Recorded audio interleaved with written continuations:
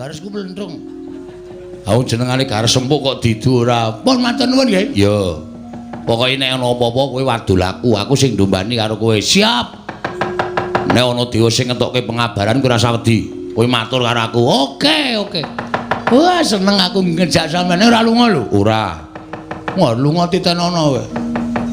Ndombani wong kok lunga, maju terus. Pokoke nganti ketemu karo Bathara Guru. Bathara Guru iso ngandhake bapakmu nendi ngamuk. Wong kowe iki wong kok ora ndek bapak iki ora mungkin. Kowe iki titah swantah mesti duwe wong tuwa. Nggih, matur sembah nuwun. Ayo, Amo Suramrata di dewane tunggale negara ayo.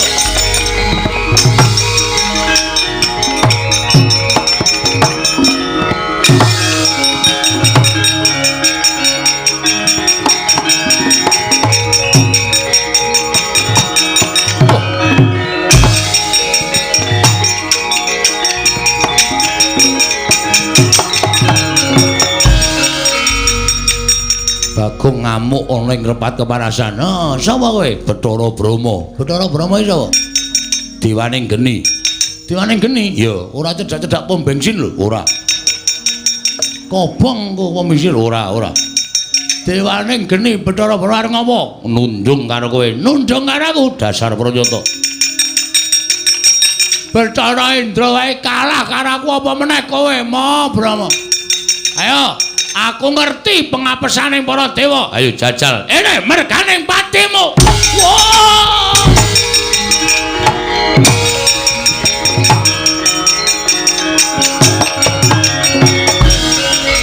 Piye, Gong? Kok mimpisan le iso? Bareng kula ngantem Bathara Brahma ora apa-apa e. Mesti ning sing lali kowe. Sik. Ora e. Ana, mesti ning sing lali nyembah urung. Wo iya. Wah, lali. Sembah saka kene ora apa-apa bebas. Ping 3 siap. Wis. Saniki ngantem weteng medun. Wah, antem nggon terminal. Ora jebol, ora mules wetengmu aja dundang Bagong. Gandak blagunduk suaru gembal. Sumerante hawela. Kakang Narada menika wonten titah ingkang abiyantara. Nanging sireng kula waspadakaken jebul menika titah pujangkara. Wujudipun kawula alit menawi boten klentu menika atmajanipun Kakang Ismaya.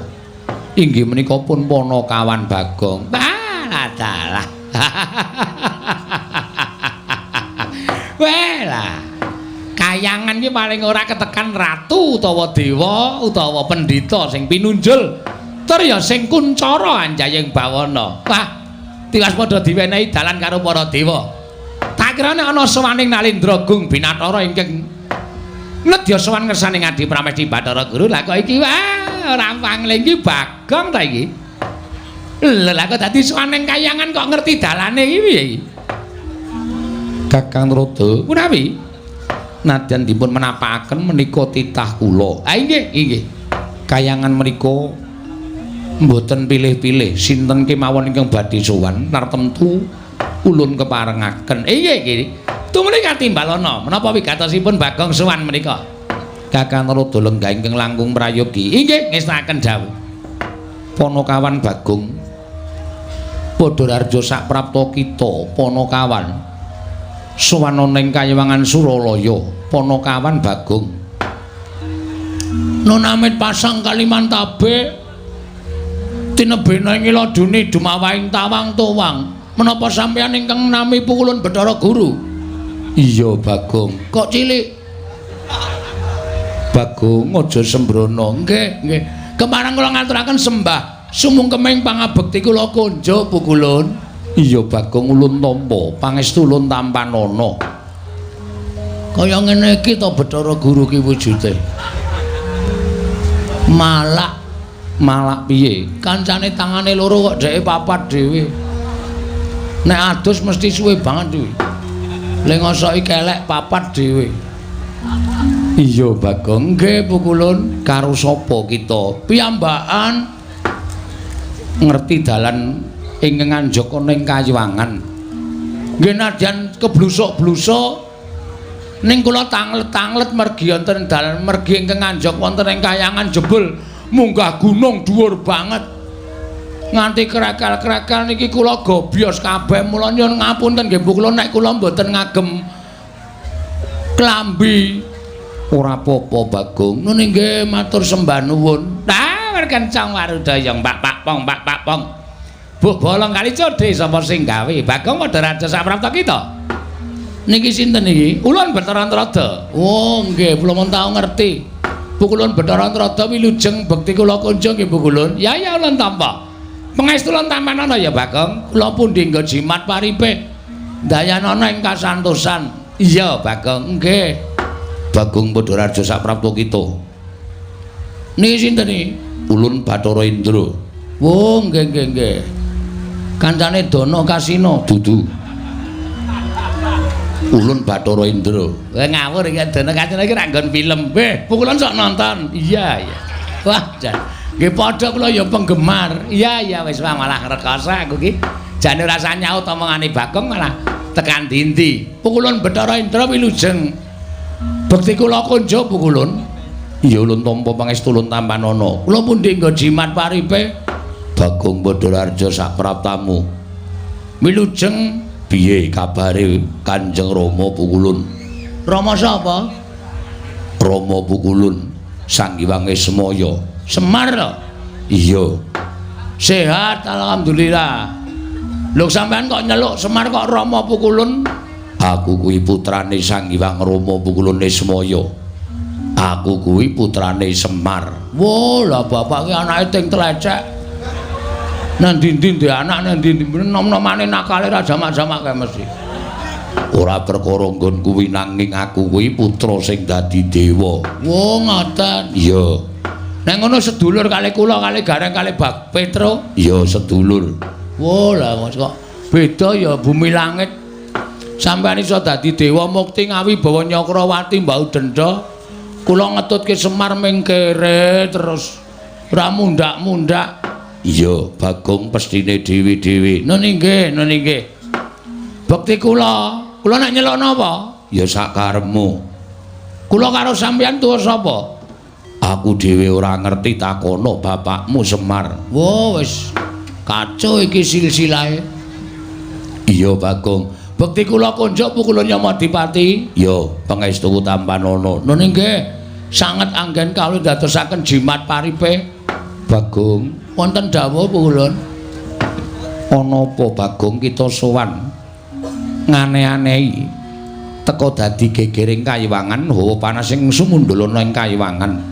Ana kawan Bagong matura yen darbe panjaluk tumuli matura, yen darbe pitakonan tumuli takokno marang panjenengan ulun. Ulun bakal nampa ingkang dadi atur kita Panakawan. Matur sembah sewu nuwun tanpa pepindhan Pukulun. Wale-wale menapa? Sowan kula ngersa paduka Hyang Pikulun menika estunipun nuruti kalih ati kula Pukulun. Nuruti kelawan ati kita. Nggih.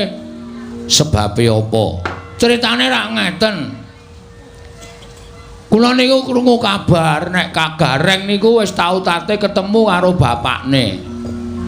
Kula tanjeke teng omahe Gareng. Reng, apa kowe wis tau ketemu karo bapakmu kok? Gareng niku semaur, heeh. Nek ngono adek iki dudu anake Semar, dudu ya ming anak pek-pekan ngoten. Lah bapakmu sapa, Reng? Bapakku ki padha karo bapakne Petro, tunggal bapak. Terus kula mara tenggene Petro. Truk, ngoten niku. Apa bapakmu karo bapakne Gareng ki padha apa? Padha. Nek ngono kowe karo aku barang ki padha tunggal bapak, ora. Kowe ki beda dhewe. Ngoten niku. Lah terus bapakku sapa, Truk? Bapakmu ya Semar kae. Mongko ati kula niku jane ora pas. Nek kula ngrasake anak Semar niku mboten. Wong Petruk karo Gareng kowe bapakne beda kok. Ngoten. Nggih bener nek Semar niku ya anak-anak. Ning anake Semar niku do dadi dewa. Mula sing dijak medhun ning jagat niku mung anak-anake Kuwalon. Sing dijak sengsara niku mung anak-anake Kuwalon. Terus kula takon kalih Gareng, "Lah anakku, bapakku sapa, Reng?" "Ya mbah, ngoten niku. Kelara-lara kula 7 dina 7 bengi ora doyan mangan. Meneng mawon kula teng omah mikir nganti rambut kula sing ngarep rontok niki mergo kula mikir wong tuwa kula niku jane sapa. Ora mungkin nek kula niku urip kok mlethek saka watu. Niku mboten bakal kelakon. Tumuli kula rembugan kalih bojo kula. Bojo kita nggih. Yem Tariem. Bojo kita jenenge Tariem. Nggih. Malah durung ulun catet. Yen to ulun kagungan titah alan Dewi Tariem. Mboten Dewi. Niku mboten anake ratu, niku anake tani kok. Iya, Bagong. Nggih. Lek kula ketemu teng Gubuk Asmara. Iya, Bagong. Nggih. Ayo. Pripun meneh sing jeneng jodoh? Lah iya, lah nggih. Piye aku kok ngene iki? Aku kok kaya rumangsaku kok kaya urip kok ora ndek wong tuwa ta, Yem. Nggih sampean pripun carane Pak goleki bapak? Bapak sampean iku sapa? Bapak kuwi jarene ya Semar kuwi. Bojo kula wae ora yakin kok. Nek kula niku anake Semar, rupa ya beda, kesenengan ya beda, hobi ya beda. Semar niku hobine wedangan, kalih pacitan. Kula hobine nyopet. Lah beda ta? Pun beda. Dadi mesti enten darah sing mengalir teng kula nek pancen kula niku anake Semar. Lah terus kula rembugan kalih bojo kula ngene wae, Yem. Nek aku ora iso nyembah wong tuaku, aku ki isin, aku ki wirang. Mula tak nek aku goleki bapak piye? Ah monggo Kamas. Kamas pangeran ajeng kersa tindak. Pangeran sapa? Pangeran anu bojo kula nek ngundang kula pangeran. Oh. Mboten napa-napa karena wis aku gelem ngepek kowe Yem nek kowe nek nyeluk aku pangeran ngoten nek nang omah. Sepriki niki nek ajeng tindak goleki bapak, nggih monggo. Ning kowe tak tinggal suwe lho ya mboten masalah ngoten. Mengko nek kowe kangen piye ora? Bojo kula niku Semar ra nggih tesih kathah tangga teparo to Mas. Panjen bojo kula niku tilas wong nakal. Oh iya. Ning kula slametke saking lubang napa jenenge kenakalan, kula entaske. Dadi saniki dadi wong apik ya mung iso gala-gala kumat. Iya iya. Ora apa-apa. Anak kula sing cilik dhewe niku ora mboten padha kali kula to? Iya, iya. Sik Basir, iya, iya. Niku raine mboten padha kali kula, nek mboten apa-apa tak openi jeneng kula niku seneng anu kok nglumpukke pahala. Iya, iya, Bagong. Sak banjure piye? Ah, terus kula takon. Aku lek arep takon endi ya saya coba bayangno. Semar tak takoni mesti lara ati wong Semar ki bapakku angkat. Upama tak takoni Mar, bapak kuwi asine sapa? Mesti weh, blegegek ugeng niku metu terus mesti. Ugek-ugeke niku wis ora bakal leren. Iya.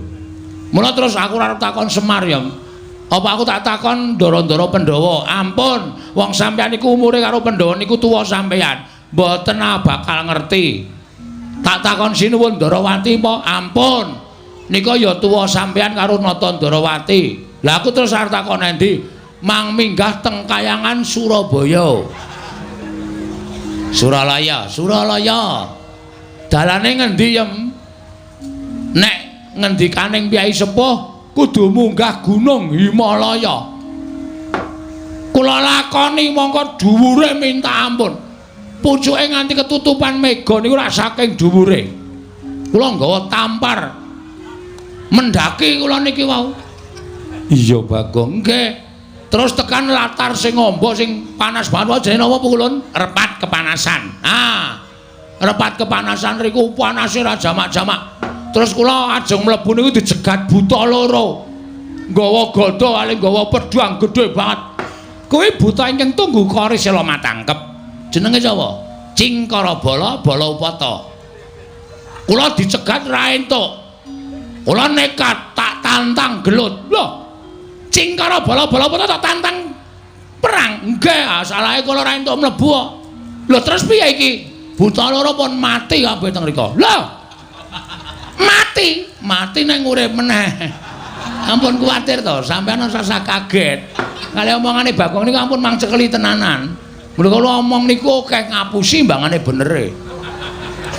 Wah, setan tenan lah. Iki wis deg-degan e.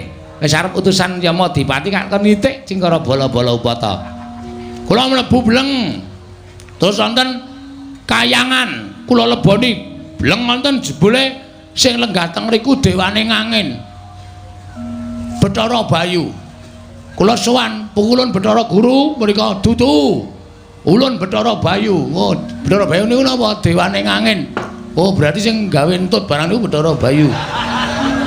Wah, jan Bagong iki didudui mriki niki kok andher para dewa akeh banget. Terus kula nyuwun dalan, nyuwun ngapunten munggah tekan mriki niki. Nah, pukulun sasampunipun kula sampun dumugi wonten ing papan mriki. Sasampunipun kula dumugi wonten ing papan mriki, kula ajeng nyuwun prisa pukulun. Sejatosipun nek pukulun menika dados dewaning para dewa mesti kemawon pukulun menika prisa. Kula niku anake sapa? Nek pancen kula niku duwe wong tuwa, nek isih urip kula paranane kula sungkeme. Ning nek bapak kula wis ora ana, kula mang duduhi sareane kula ajeng ndongake bapak. Pun niku mawon. Nek pukulun maringi prisa matur nuwun. Nek pukulun mboten paring dawuh mboten ngertos bapak kula sinten, kula niki sowan mriki ora ming paitan nekat tok, ning wis wani mati. Wani mati kula. Estu. Mangane kula urip teng alam donya, mangane kula anggen gara-gara iso gawe guyu wong delok ning kula ngerti bapak kula. Lara ati kula kula. Kula iso gawe guyu wong nonton garger-garger ning terus nek wong tenan Bagong anake sapa? Niku ati kula diris-iris. Kula niku iso gawe bungahe wong liya kok ati kula ora iso bunga. Niku terus carane pripun coba kula tak takon. Mula kula pengen ngerti wong tuwa kula. Bangane kula ora ketemu kali wong tuwa kula. Kula nyuwun paduka pukulun dinten niki kula mang cemplungke wonten ing kolam pemandian. Wah arep omong rak ngawur wae ta. Cemplungke endi? Niku lho sing nggo nyiksa wong Kawah Candra Dimuka kolam pemandian Dengkul Mlocot ora. Kayangan kok ana kolam pemandian. Mang cemplungke wonten ing kawah. Napa pukulun Candra Dimuka? Candra Lukita Dimuka. Dimuka. Wis sinden kok. Candra Dimuka. Monggo dinten samenika kula aturi paring dawuh. Nek panjenengan mboten kersa paring dawuh mboten ngertos, kula njaluk mati pun niku mawon. Kosek Bagong, nek kowe mati bojomu piye? Pun wonten sing lamar kok niki. Lho. Lagi tak tinggal iki sing lamar, mpun kula bebaske kok kula niku. Wonge kepenak kok. Ha nek pancen bangane kowe karo kula ora seneng sakniki wis diirak-iriki tangga kula ya wis tak nengke mawon. Wah, lah wong edan ora. Kakang Rada kados pundi? Ah monggo, Di. Mesinipun Adi Guru menika sampun pono. Babakan wontenipun Bagong menika saking menapa lan tiyang sepuhipun sinten panjenengan kedah saged paring dawuh. Mergi kula kuwatos Bagong menika wonge wah ndugal kewarisan. Keladuk wani kurang keduga nek nganti panjenengan boten saged paring dawuh bapakne sapa? Wah, Bagong mesti ngamuk wonten negari utawa ing kayangan Suralaya. Jelas. Wis ora bakal wedi karo sapa-sapa aku. Anggere ora ana sing ngomongi bapakku sapa? Iki ora usah malang kerik anggepe kaya nendi. Tenan kula mboten ajrih karo sapa-sapa. Sampeyan ngerti to nek kula ngamuk? Sampeyan ngerti nek kula nesu? Kula nguyuh sanggon-gon. Napa kelakon kayangan pesing kabeh? Ah taya kowe rusak. Rusak kayangan ketekan Bagong rusak. Ora karo-karuan. Bagong wonten dawuh. Sabar ya Bagong. Mboten saged sabar. Kedah sakmenika panjenengan paring dawuh sinten bapak kula. Niki kula wis mumet ket sore wau. Nganti weteng kula lara merga sak lakon Bagong kok takon bapakne niku perkarane pripun? Wah, wis cilaka tenan. Dek mben Semar bangun gedung kesenian. Niku wis mecahke sirah. Saniki Bagong takon bapak wis apa ora bentet cengel kula. Ora taya kowe ning kowe bisa cah cerdas e. Padhake ora. Ha iso, mbok tekane iso, mbok ora sing penting iso. Walah nekat bocah iki, nekat wae. Pripun? Latri paring dawuh. Sinten bapak kula? Bagong. Yekti kita kuwi ora linairake lan ora ana ingkang ngandhut kelawan jeneng kita. Ora ana titah wanita ingkang ngandhut badan kita. lan ora ana wanudya ingkang ngandhut badan kita. Pas. Ora mungkin. Masa ana menungsa kok mlethek saka watu, jedul saka wit. Niku dudu menungsa. Niku demit. Niku setan. Lan Bagong niku menungsa. Niku mung wangsulane wong sing ora ngerti sapa bapak kula. Pun sampean saniki ngaku napa mboten? Bagong. Nun. Ulun iki sapa? Bathara Guru, nek ora tau mulang. Ngerti ulun Bathara Guru? Nggih. Ulun iki jejering sapa? Dewa. Wajibe titah kelawan dewa nyembah tata krama. Nek dewa ditakoni ra iso wangsulan, apa gunanya jadi dewa kok? Mboten wonten gunanipun. Ha percuma, kabeh niku sendan ngerti lelakone kok. Aja kok menungsa. Kutu-kutu. Kutu-kutu Walangataga. Kutu-kutu Walangataga. Sampeyan niku ngerti apa musike. Ha kok mung perkara Bagong kok ora iso ngandhake. Ngene, kowe tak kandhani. Ngopo iki cah cilik melu-melu? Wah. Cah cilik dengkul kita kuwi. Najan cilik ulun iki kami tuaning kayangan. Nggih. Lah kowe tak kandhani Bagong. Sejatine kowe iki ora dumadi saka utawa ora linarake dening suwijining ibu. Terus war melu-melu jawabane iki kowe. Nah, melu-melu titanono kowe. Plotroke kathokmu. Hei. Dewa karo diplotroke kathoke ora. Tak kandhani ya. Sejatine kita kuwi ora mlethek saka watu, ora jedul saka kayu watu. Ning kita kuwi dumadi saka sabda. Sabda piye maksude? Hah? Sabda piye maksude? Kira clemongan lho iki. Iki getihku wis tekan sirah iki. Munggah angel-angel nang kayangan, tak rewangi nganggo tampar tak unggahke kaya wong mendaki nganti babak bundas. Nek ming nang kene dikandhani Bagong, kowe iki ming dumadi saka sabda, ora jelas kowe. Kesikik ta? Iki cepet iki. Ndek gang tases-tases ngono. Dumadi saka sabda kuwi merga disabda dening sawijining dewa. Ha dewane sapa? Dewane sapa? Ayo ora mung waton omong kowe. Cah cilike melu-melu. Yaine ijik melek. Kono mulai sekolah sesuk. Wah, dengkulmu kuwi ora. Wah, Bagong ki anggere karo dewa kok sak penake dhewe ora. Piye maksude? Bagong, non, ganti iki meneh. Bolak-balik. Ngene, ulun jarwani nggih. Nalika semana Semar tumitah ana ing jagat, kuwi sayekti durung duwe ruwang.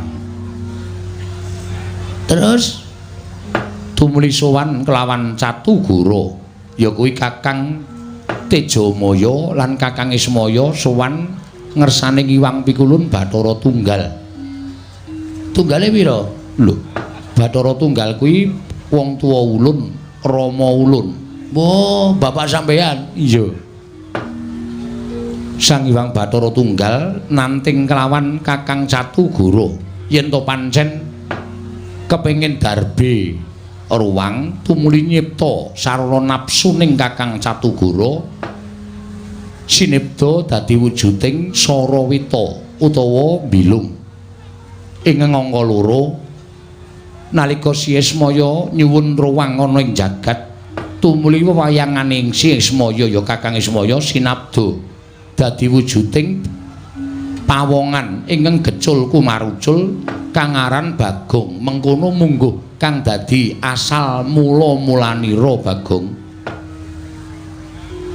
Bayangan iya. Kula niki iya sing nyipta Kanjeng Rama Pukulun Sang Hyang Bathara Tunggal.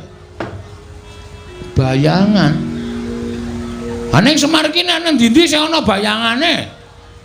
Nuwun sewu niki nuwun sewu wangsulan sing tenan apa ming gara? Kula kok kaya ora mantep to ming diwaringi kok kaya mustahil ngono lho. Ing atase bayangan kok di bim salabim dadi wong.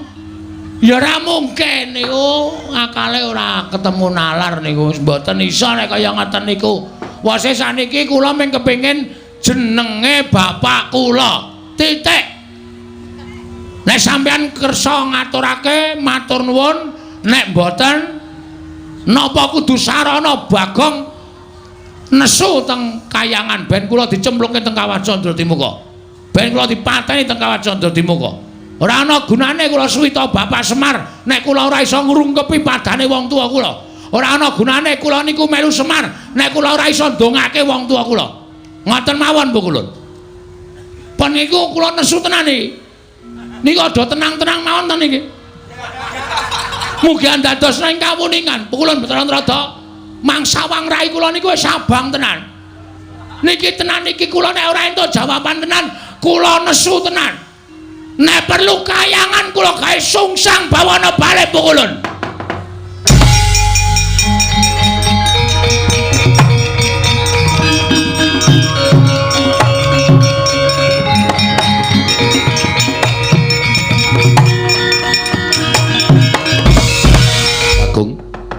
Ulun Bathara Indra. Maksudnya apa? Aku tok larak tekan tempat kepanasan. Mergo aku nampa dawuh pangandikane iki Wang Pikul Naroda. Supaya kowe digawa metu nang tempat kepanasan. Lan iki aku nampa dawuh meneh Bagong. Dawuhe apa? Kowe kon bali. Bali nanti? Bali ning jagat. Terus nek aku bali ning jagat, kosek aku ki dewa kok kowe ora basa. Oh iya lali sing nun bener. Terus nek pun kula wangsul teng jagat, nek wis bali ning jagat, dasare wis diweni keterangan bapakmu ki sapa. Kowe ora usah mbok terusake nggon menakon karo bapakmu marang para Jawata. Jawata ora ngerti menyang didurunge bapakmu lan bapakmu kuwi sejatine ora ana. Kowe pancen dipuja saka wewayangane ya kuwi Siwana Yantaka. Has. Jawaban yang sama. Ora bakal menehi pemareming atiku. Terus karepmu piye? Aku pokoke kudu njaluk ketemu karo Bathara Guru. Nek Bathara Guru ora kepareng sarta ora iso ngendikake nek ndi bapakku, ora pantes dadi Bathara Guru. Bathara Guru ki kudu ngerti apa wae. Dheweke iki dadi dewaning para dewa. Kudu ngerti marang kananing titah. Kok dadi tak takoni bapakku kok ora paham. Kaya ngono kok dadi dewa. Ora wangon dadi dewa Bathara Guru. Mula wektu dina iki aku ora nrimake. Nek Bathara Guru ngandhakake bapakku nendi, kayangan tak gawe geger. Lho kusik. Apa kowe wani karo para dewa? Lho wis muni ngene kok dikira ora wani ta iki? Iki wis nekat nek kaya ngene iki. Tegese kowe wani. Wani. Yen wani tegese aku iki kudu peksa karo kowe Bagong. Terus kowe tak candhak, tak uncalake saka Gunung Himalaya ben tiba ning jagat. Kowe bali ning papan dunungmu. Nek pancen iso uncalno, nek ora iso ngapunten lho nek ana dewa kewirangan karo Bagong. Lho, apa kowe wani karo aku? Jane ora ning mergo tok warahi ya nuwun sewu. Kepeksa kula wani. Yen wani karo aku kene marganing patimu. Nuwun sewu Bu Kulun. Dijajal dewa karo Bagong menang sapa? Iki merganing patimu. Panggawa tak ayoni Bu Kulun.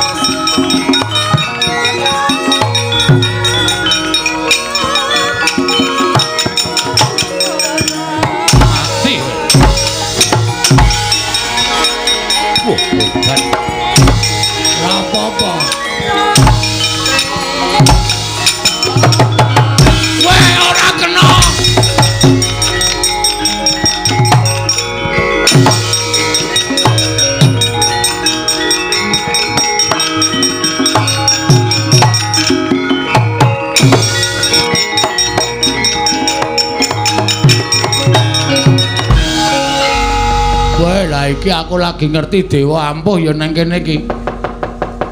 Dae ngantem aku plak-plek mumet tak ampet kok bareng tak bales kok. Rasane tangan iki kaya temomo ning dodone kok. Kaya ora kena wah jan nyemelangi tenan iki. Mudar tenan iki aku dikeroyok dewa tenan. Rekae ngono ya arep dadi cah kendel, dadi arep kepengin goleki bapak. Nek kaya ngene iki sapa sing arep tak sambati? Ndara Antasena ya minggat. Ora ketok. Bareng kahanan kaya ngene kok sak penake dhewe lunga tanpa pamit. Wis mudar yem aku. Rekae goleki bapak malah Sarapati nang kene. Mongko Bathara Indra ngoyak-oyak aku kaya ngono kae mesti. Kae urung ngetokke Jaya Kawijayan Aji guna kasantikan. Nek nganti ngentokke Aji Jaya Kawijayan mati tenan nang kene aku anakku isih cilik-cilik. Nek nganti engko aku tak tinggal mati terus anakku piye? Nek bojoku dipsida dipek tanggaku tenan. Anakku ngrekoso iki mlebu panti asuhan malah. Ora kopen iki nek ora mulih nang Madyapada ndrawasi tenan iki. Wis suwe, Mas. Ya sawetara. Rada mriki? Ya. Ngopo kok bingung? Ngopo bingung? Semene iki nek ndombani ora ngono kuwi. Ngono kuwi piye? Sing ngakon munggane kayangan aku sapa? Aku. Sing ngakon takon dewa tentang bapakku sapa? Aku. Ha kok kowe malah ora ketok? Aku ngiyup saka repat kepanasan. Mergo panase repat kepanasan kuwi pancen gilani. Yen ora kuat mesti bakal tekaning pati. Terus aku ngopo mlayu-mlayu? Diantemi dewa ya aku. Diantemi dewa sapa? Bathara Indra. Ambok diwales diantem. Nek iso tak wales ket mau-mau. Ora iso. Tak tonyo ora kenang, tak antem ora kena, tak tabok ora kena. Kaya ana tamenge dewa-dewa ki. Kowe iki nek goblok aja dienggo dhewe. Nek goblok takon karo wong pinter. Ada aku takon sampean, carane ngantem piye? Carane ngantem ana. Carane piye? Dewa ki keringkiane siji. Keringkiane disembah ping 3. Tur ling ngantem aja nggo dodo munggah ning dodo medun. Dodo medun? Mesti kena. Masa? Tenan. Aku ora tau ngapusi. Yakin? Yakin. Ku anggere ngapusi titenono wae. Sembah karo diantem nggon weteng medun. Antemen sak banter-bantere mesti kena. Ning nek kowe ngantem kene munggah ora kena wong titah warwan teranyak karo dewa. Nek nganti omonganku iki ngomrucut aja dundang Antasena. Wah, undang Panija kowe. Iya. Tenan titenono. Mangkat saiki, mangkat to ning nganti ngapusi nucu aku go. Nggih, takon Jawa.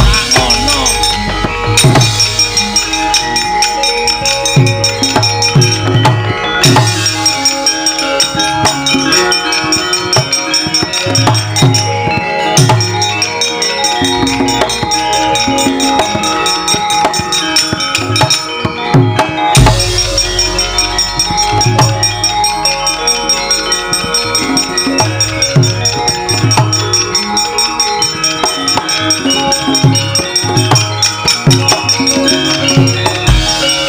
Bagong isih maju isih.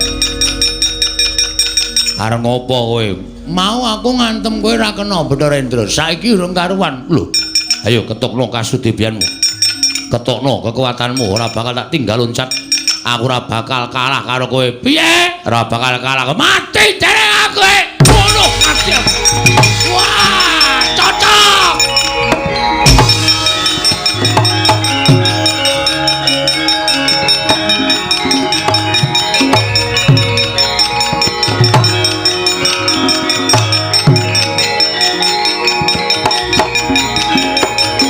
Waduh, mati ya. Ayo, sambat kowe. Ayo adu gares. Jare.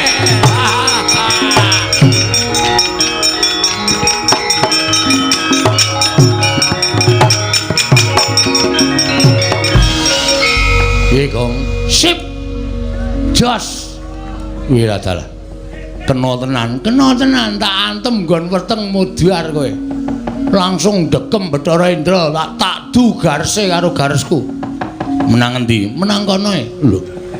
Garesku mlentrung. Aku jenengane Gares Empuk kok didu ora. Pun matur nuwun nggih. Ya. Pokoke nek ana apa-apa kowe wadul aku sing ndombani karo kowe. Siap. Nek ana dewa sing ngetokke pengabaran kowe ora usah wedi. Kowe matur karo aku. Oke. Wah, seneng aku ngejak sampeyan ora lunga lho. Ora. Wah, lunga titenono kowe. Ndombani wong kok lunga, maju terus. Pokoke nganti ketemu karo Bathara Guru. Bathara Guru iso ngandhake bapakmu nendi ngamuk. Wong kowe iki wong kok ora ndek bapak iki ora mungkin. Kowe iki titah swantah mesti duwe wong tuwa. Nggih, matur sembah nuwun. Ayo, Amo Suramarta di dewane tunggale negara ayo.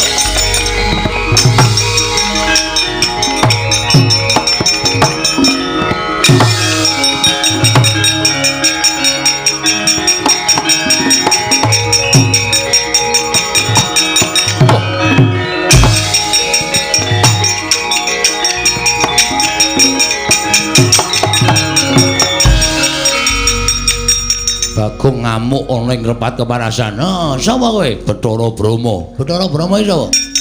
Dewaning geni. Dewaning geni? Ya, ora cedak-cedak pom bensin lho, ora. Kobong kok komisil ora. Dewaning geni Bathara Brahma arep ngopo? Nundung karo kowe. Nundung karo aku dasar Pranyata. Bathara Indra wae kalah karo aku apa meneh kowe, Mo Brahma. Ayo. Aku ngerti pengapesaning para dewa. Ayo jajal. Ini merganing patimu. Wow!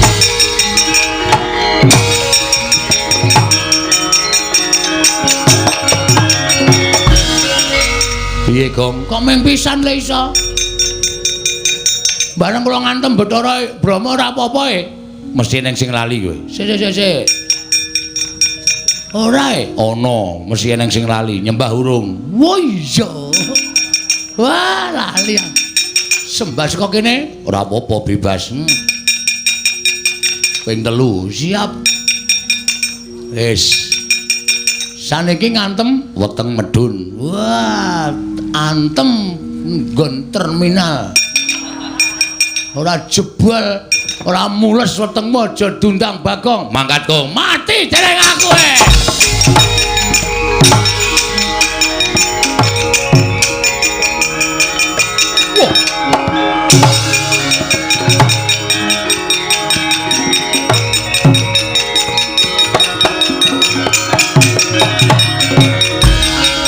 Wih, ladalah ampuh tenan kowe, ampuh ngungkuli pil pokoke. Lho kok ngungkuli pil iki ya ampuh, aku ya ampuh. Mati dening aku. Ayo, kowe arep ngejak apa Bathara Brahma? Ora iso ngantem Bathara Brahma. Sing kandha sapa? Ora bakal iso ngantem Bathara. Sing kandha sapa? Ngati-ati, ngampet sik kowe. Waduh, mati aku. Waduh. Modar kowe.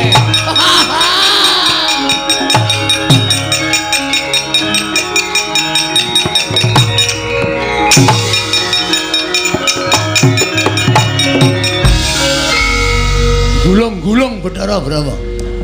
Tuantem nggon apa? Nggon kene. Ben sisan kaya nggon vital sisan. Kira-kira mati ya ben mati dewa ora iso mati. Ora iso? Ora iso. Arep wong gulung-gulung kaya ngono kae iki ngrasake lara tok. Kaengku ngetokke geni, kowe nek ora ngati-ati kobong lho, Gong. Hah? Ngetokke geni. Nek ora ngati-ati kobong. Sembah ping 3 ora mandi. Dodo medun, dodone geni nggon endi? Wah iya. Kae dewaning geni, kae biasane Bathara Brahma iki nek nesu ngetokke geni, ngobong mungsuhe. Wis iki piye iki? Tanggung jawabmu no, Cina. Piye iki aku nek kanane kaya ngene iki? Ora usah kuwatir, ngejak aku iki mesti duwe penemu. Terus kowe engko nek kobong ora bakal ngrasake panas. Kok iso? Aku tak manjing ning awakmu. Nang kene? Sedeng po? Sedeng, aku nganggo badan sukma manjing ning awakmu. Ora usah kuwatir. Pun, kewon. Yo, metu ngendi? Metu cangkem po? Sedeng ora iki? Ora sedeng. Apa kene? Kene ciut ning sok amba barang. Kewon. Moh. Mambu. Wah. Tak sabune. Kowe ngampet ambegan. Ngampet ambegan.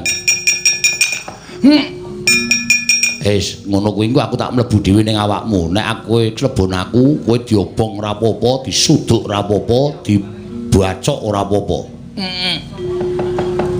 Aku tak mapan ning awakmu dina iki. Dadi engko nek kowe dipobong karo Bathara Brahma iku ora bakal piye-piye awakmu. Wis yo aku tak mlebu yo. Nek aku mlebu ning awakmu mesti kowe ora bakal dadi wong ringkene, dadi wong sekti. Selak modar. Lek ngampet ket mau ora gek mlebu-mlebu kowe wis. Yo. Yo.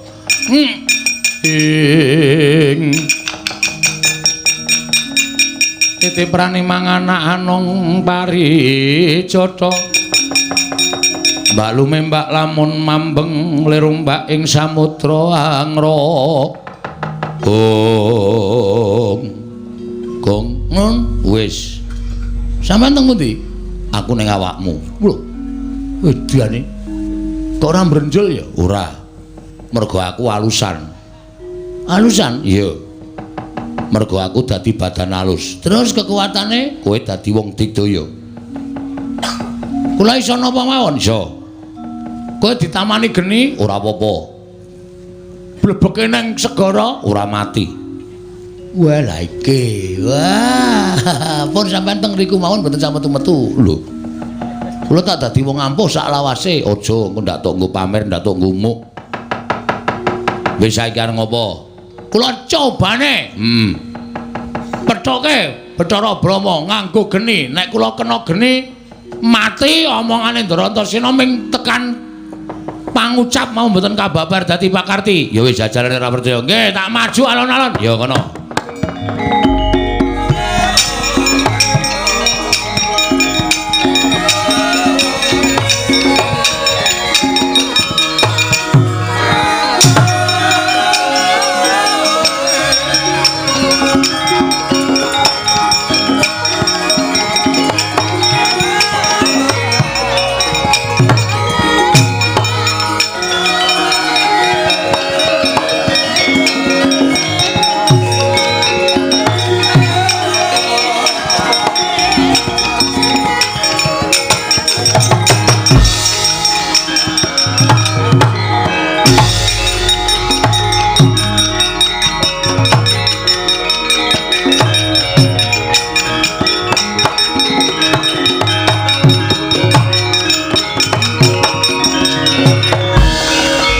Suwaning jajalan Bagong wani gendak sikara karo Bathara Brahma.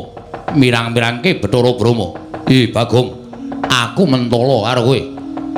Tibane daya kekuwataning Bathara Brahma, ora kobong awakmu aja tundang Bathara Brahma keparat.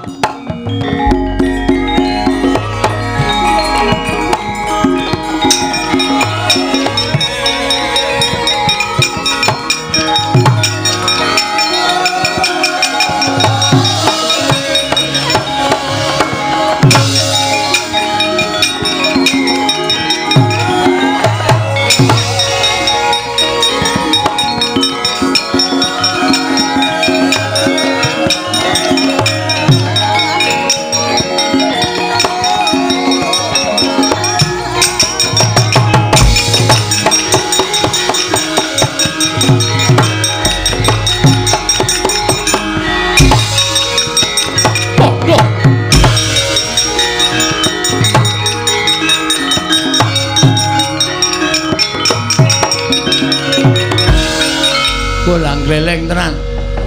Kobong gedene rajamak-jamak sak lumbung paribasane kok aku ora ngrasake panas. Kok aku ora ngrasake kobong ya. Waduh, waduh. Wah, lah Antasena ngapusi. Ngopo, Gong? Ngopo? Sing ra kobong ming awakku kathokku entek. Asemi bareng kaget mak klawer ngono. Tak kira nek kolor bulwah. Cilaka iki.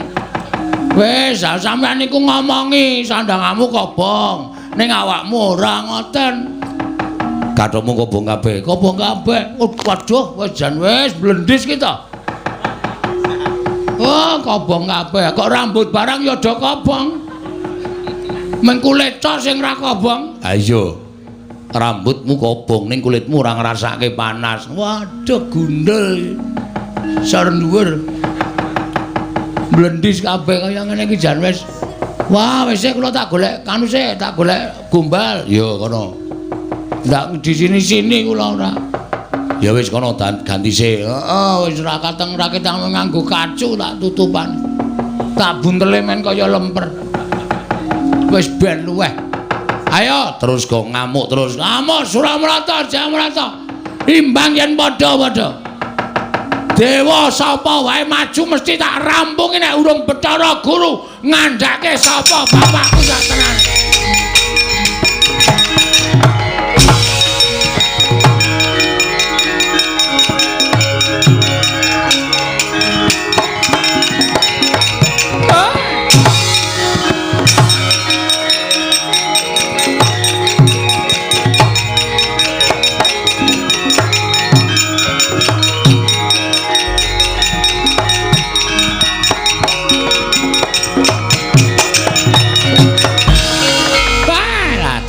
Kencang warudayang pak pong. Bu bolong kali jodhe sapa sing gawe lha kok dadi kaya ngono kanane Bagong. Ngamuk punggung. Suratamta Nirbaya Nirwikara kabeh para Jawata padha bubar sar-saran ora karu-karuan. Di ngatos-atos lidi monggo mlajar mawon, Di.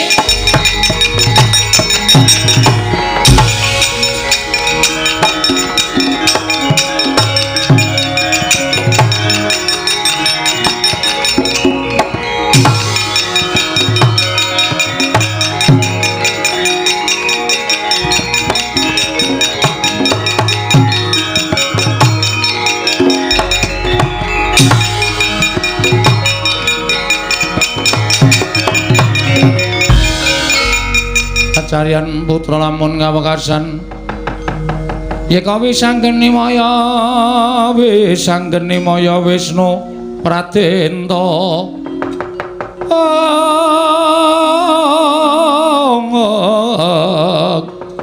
bisanggeni maya Wisnu Pratenta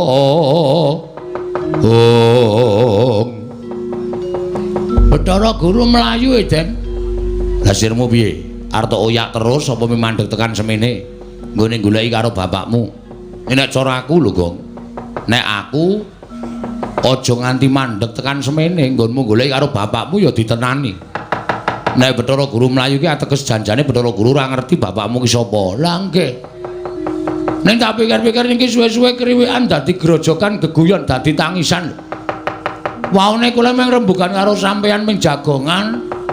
Perkara bapak lah kok dadi sampean tok netangi pepinginaning ati kula supaya takon bapak kula teng pundi monggo jenengan terus ngojo-ojohi kula munggah teng kayangan kula ya manut lah iya lah nyatane wis tekan semene Gong ibarate wong nyabrang ana ing kali kuwi maju ya teles mundur ya teles mulane tumrap aku ya maju sisan ning nek nganti mengko ndara-ndara Pandhawa ngerti wis ora usah wedi ditekati pancen ndoro-ndoromu Pandhawa utawa wong tuaku Pandhawa arep melu-melu katutke sisan. Wah iki ketoke sampeyan ngojo-ojoki ning kaya ming mbombong kula ora mbombong ki tenanan. Sampeyan bantu tak bantu. Aku metu saka awak kula, ya aku tak mlebu. Ngandel ora. Pukulun Bathara Guru mudhun ana ing jagat laporan karo Pandhawa. Gus, apa? Niki laporane Pandhawa tenane. Ora usah wedi aku wis ning awakmu ngene iki kowe iki dikapak-kapake ora bakal iso tekaning pati. Kowe dipiloro ora bakal ngrasake loro. Nek pancen pepundhenku para Pandhawa ora iso nuduhake wong tuamu sisan gawe kok. Bengi kowe dadi lakon. Oke. Nek mungsuh Ndara Janaka lawan. Ndara Werkudara wani. Oke, iki arep geleleng tenan aku iki. Ayo. Wulo, aku sing maju malah sikira tekle. Gareng kok ketingklang-ketingkling. Piye kowe ngajar kakangmu wani ora? Ketok iki diutus karo Ndara Pandhawa kon ngendhake pepinginane Bagong. Wah enteni kene. Wah anggere gareng melu-melu potele sirahe. Ya aja dipotel, Gong. Kae kakangmu nek nganti mati piye? Ben diutang aku ora nyaur-nyaur. Ming semaya wae Senin, Selasa, Rebo tak enteni ya ora. Arep tak jukuk apane wong omah ming kari kompor tok. Wis ben. Pethoke nala gareng arke wangi Bathara Guru Pak.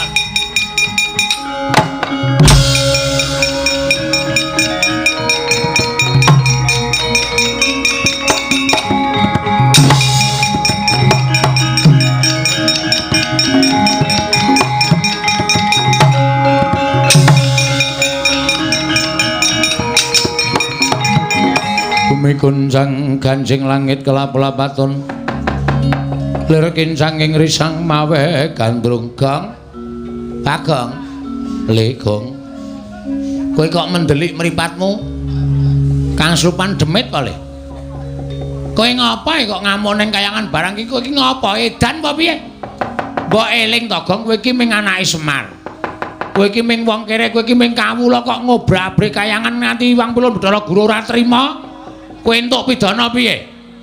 Gong sabar, Gong. Mula kok goro-goro tak enteni kok ora teka ki kowe jane endi? Ngapa? Goro-goro kok ora teka. Wiwit bengi iki aku absen goro-goro. Lah ngopo? Gah. Pol paling ming gembus asmara, gubuk. Gembus dengkulmu mlocot, gubuk asmara. Jeli aku ngrungokke. Bengi iki aku lagi ora arep gara-gara truk lan dadi sumurmu. Aku ngene iki pancen wis tak niati. Kowe tau ta reng tak takoni bapakmu sapa? Kowe tau muni ketemu bapakmu? Tau ta? Tau. Karo Petruk ketemu bapak. Jaman aku goleki bapak karo Petruk ya, Truk. Heeh. Bapakmu sapa? Begawan Salontara, ya Gandarwa Maya, ya Gandarwa Raja Bali. Manggone nendi? Saiki wis ora ning jagat wong kuwi mbiyen jim. Terus saiki wis dadi dewaning para dewa utawa dadi jangkeping para dewa. Ha, kuwi kowe wis ketemu karo bapakmu. Petruk ya padha to? Padha. Aku ro gareng iki Kakang Adi. Nek jane tuwa aku ning ketemune Semar dhisik gareng mula dituwake gareng bangane Petruk. Terus saiki anak telu Semar iki kok sing loro ketemu karo bapakne kok aku ora. Adil ora ngono kowe. Lho, lah ya golek ana bapakmu iki dalam rangka.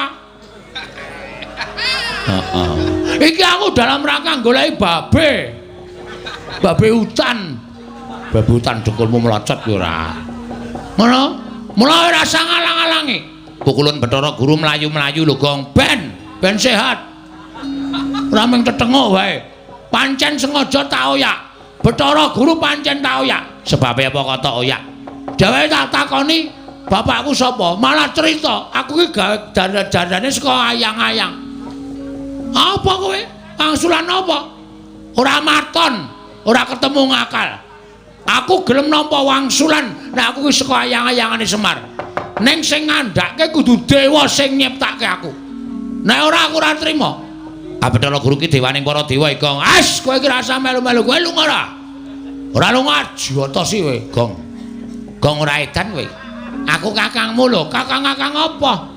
Kowe ngewangi Bathara Guru kakang. Petra lunga ora kowe, Gong. Eling, Gong. Aku ora edan. Eling kok, aku ora edan. Kowe nek wani ngantemi aku apa kira-kira kowe iso ngalahke karo aku? Oh, mbok aja kok kowe rek krubuten sak bojomu. Anakmu sing 12 kae kon ngrubut aku kabeh. Aku ora wedi karo kowe.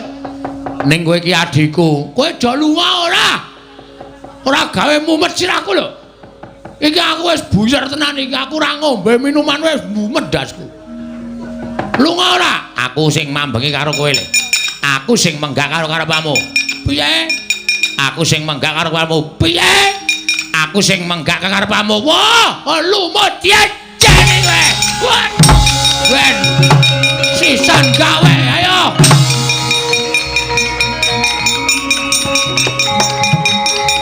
What? Wah.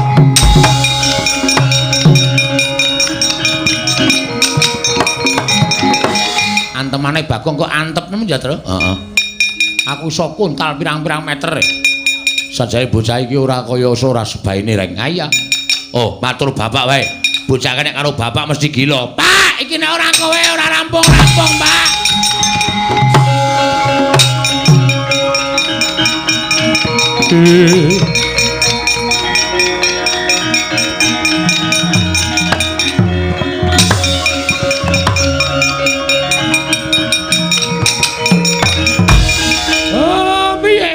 nesu tenan.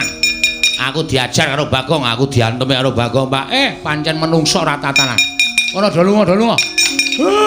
Bocah iki wedine mung karo aku adepane menungsane parat.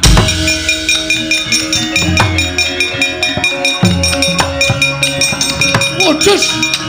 Hot.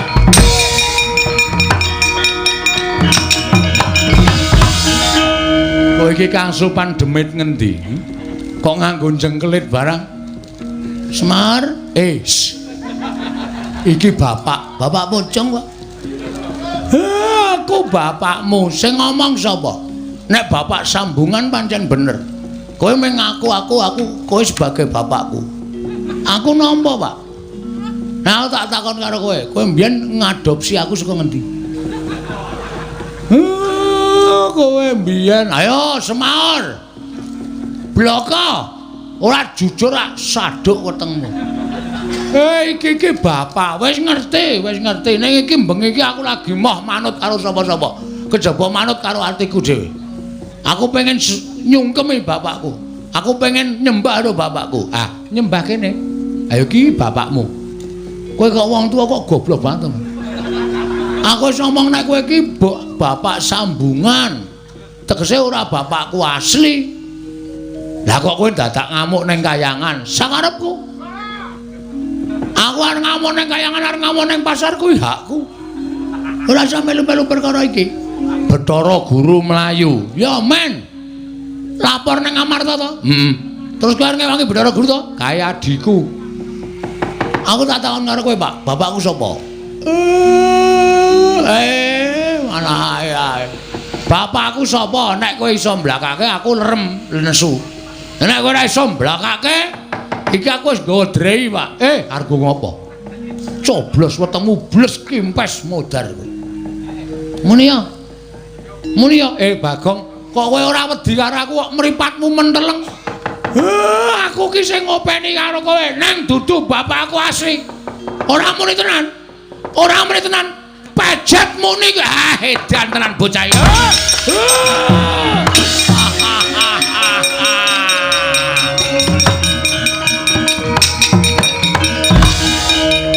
Ben, ning jane ya dosa aku. Wani ro Semar ki dosa, apa Semar ki sing ngopeni aku. Kok ora tak coblos drai wetenge. Njrantal galu. Kathoke mlotrok barang ora krasa. Lek mlaku edang-edang. Ben tantenane.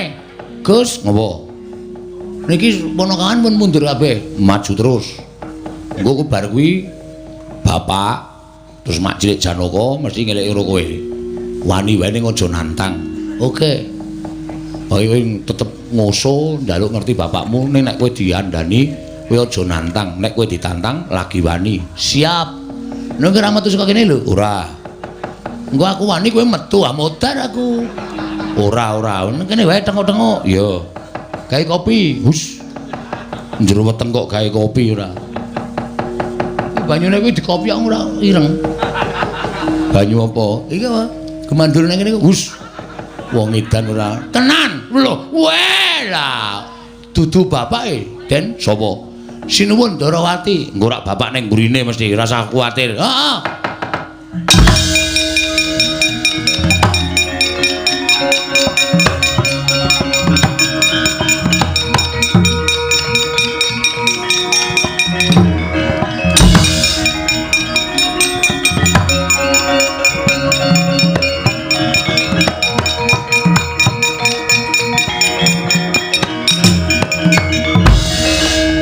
Kok mula kok nglelengi ra jamak-jamak.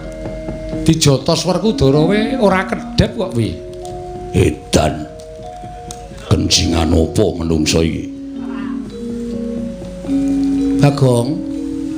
Ayo lungguh ngisor, kowe adu arep karo ratu. Lungguh ngisor.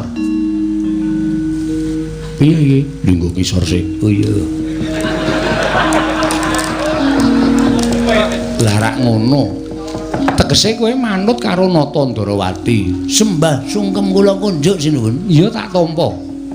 Lah dalan duwe tata krama lah kok kakak-kakakmu tok ajar mergane apa? Ndek utang kula ora nyaur-nyaur. Lho, dudu perkara niatmu to? Dudu wis dendam terpendam sepanjang masa. Oh ngono nggih. Bagong Caidan wani ngoyak-oyak Bathara Guru. Wani mergane ngopo? Bathara Guru mboten iso wangsulan. Mergane ora wangsulan sebab apa? Sajake mboten sinau sajake.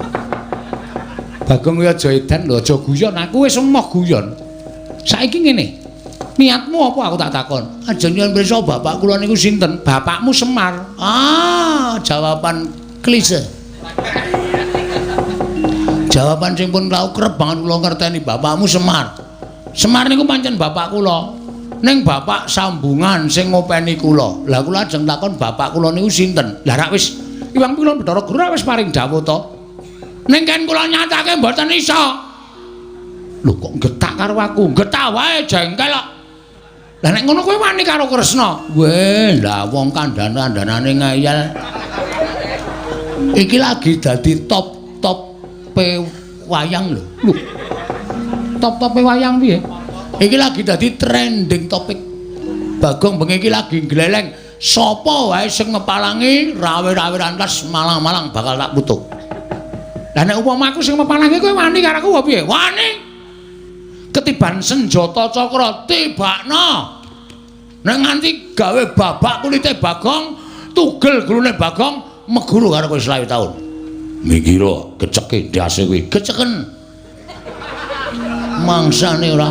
Wah, gawe jengkel. Wah, Kresna mikira ora kena dielekke. Babar pisan ora duwe abdi jenenge Bagong ora apa-apa. Bangane mirang-mirangke para Pandhawa mikira.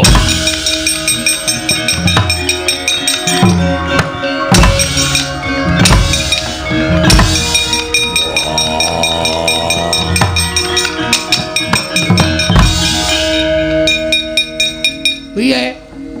Kesel kowe, ha?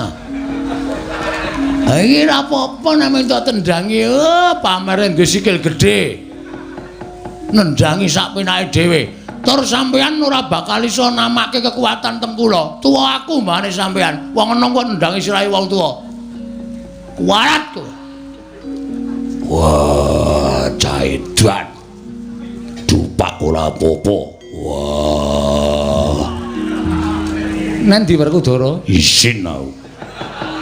Isin dhek nendang sirah ngene ora apa-apa.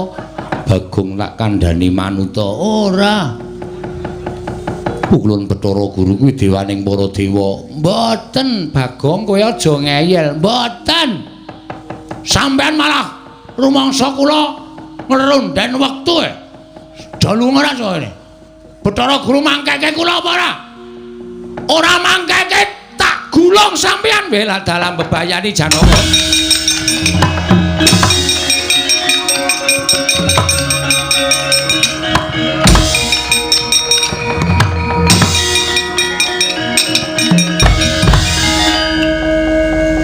Niki terus bar niki sapa? Ambo. Kok takon aku terus kaya sampean sik gawe skenarione ora. Ning biasane bapak Paman Janaka Mak Gedhe Ndarawati iki nek wis kalah golek jago. Waduh, kula dadak tuku pitik. Ora kuwi. Ora kuwi golek jago, golek wong sing iso ngalahke kowe. Oke, ora masalah. Wis ben, Nduk. Golek jago kowe nang kene pareng ngoyak. Tak oyak, ben ketok gleleng. Ya doyak wae ya.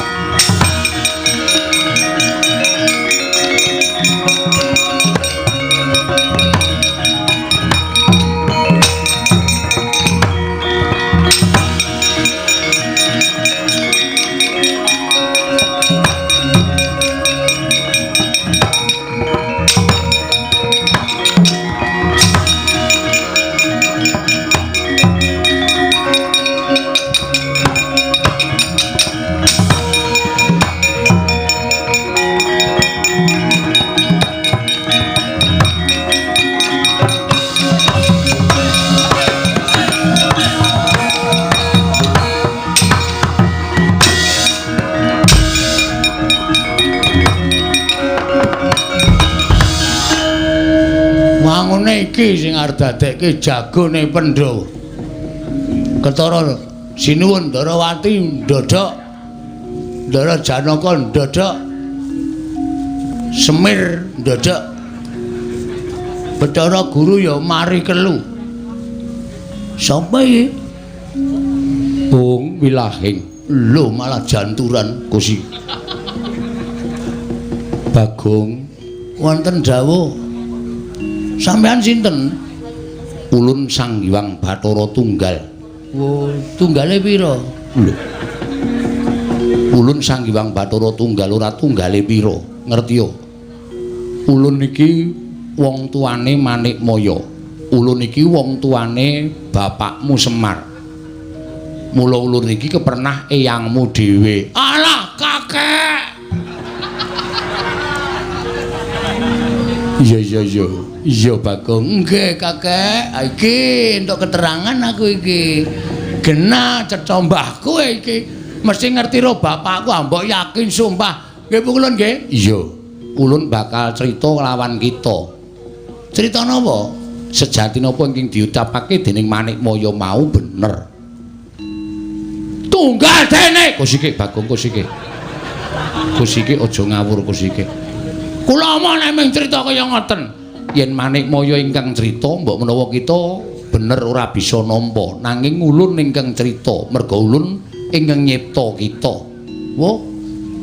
Sampean? Iya. Berarti kula nek dicipta kali sampean kula niku klebu anak sampean, mestine kudu kaya mengkono. Mar karo bapakne kok. Aku anake Bathara Tunggal, Mas. Kowe ya anake Sang Hyang Tunggal, kowe adikku apa kakangku? Pancen bocah marai mumet ora. Bagong, wonten dawuh nalika Semar rusak ragane, tumuli mudhun ning jagat, sayekti jagat durung kanggonan menungsa. Wah, sepi banget ya, Pak. Menungsa ora ana, sing ana bangsaning jin. Lah nalika semono Semar rumangsa kijenan mung ana siji ruwange kuwi wae beda papan. Ya kuwi kadange kang aran Tejamaya. Nalika semono Ismaya tumuli munggah ana ing kayuwangan nyuwun kelan panjenengan ulun merga ulun iki wong tuane Ismaya. Tumuli ulun paring wengan kelawan si Ismaya. Nalika semono Tejamaya ya nyuwun ruwang, Ismaya ya njaluk kanca. Ulun nyipta sawijining ruwanging togok utawa Tejamaya, ulun pundhut saka napsuning si togok ya si Tejamaya wekasan babar kang aran Sarawita ya mbilung. Nggih. Terus Ismaya tumuli njaluk kanca. Nalika semana ulun bingung kepiye munggo nggone ulun bakal nyipta sawijining titah. Tanpa kanyana-nyana wewayanganing Semar ulum sabda. Semar Ismaya, kita wis duwe ruwang kita wujud ayang-ayang kita kuwi Ismaya jelek mandi ucap ulun dadi menungsa kang aran Bagong. Ya kita kuwi Panakawan. Aduh! Pukulan matur sembah sewu nuwun kantoro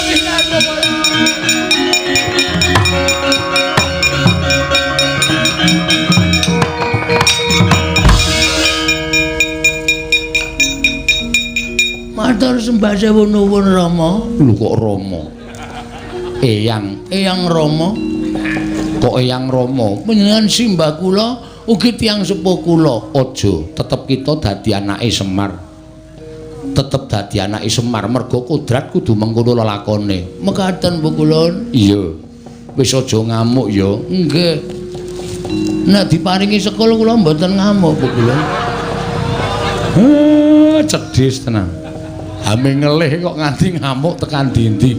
Matur sembah nuwun Rama Pukulun Sang Hyang Tunggal. Iya. Wis ngono kita wis paham. Wah, dewa kok muni paham.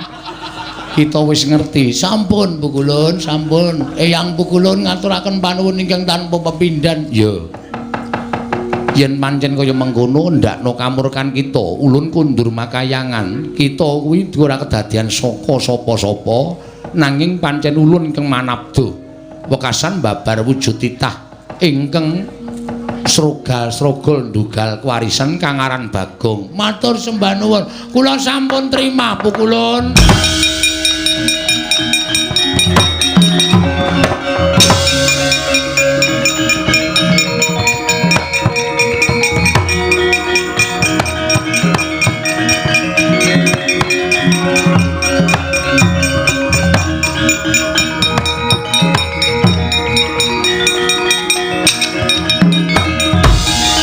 Wis ngerti kowe? Mpun, Pak.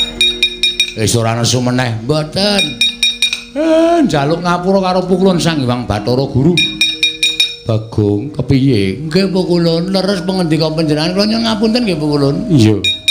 Kena ngopo kowe dadak ngamuk? Nek kula mboten ngamuk, kula mboten tekan enjing, pukulun. Ngono, Bagong. Nggih. Lah mangke mboten dibayar, pukulun.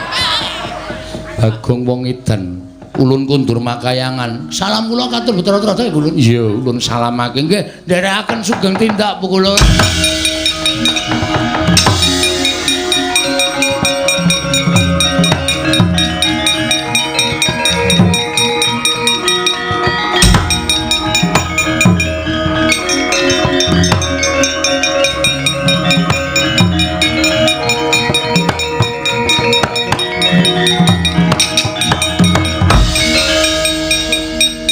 Sing manjing ning awakmu iki kon metu. Non, sing manjing ning awakmu iki kon metu. Gus, ngopo? Kan medal. Sing ngakon Sinuwun Ndarawati. Wah, aku mesti didukani, Gong. Ampun kuwatir mengko tak tandangane. Lho. Kaya ampu-ampu wae wong kaya ampuh kenggonan aku kok tak tandangane ora. Pun medal pokoke Antasena. Piye, Pakde? Metu wae? Iya.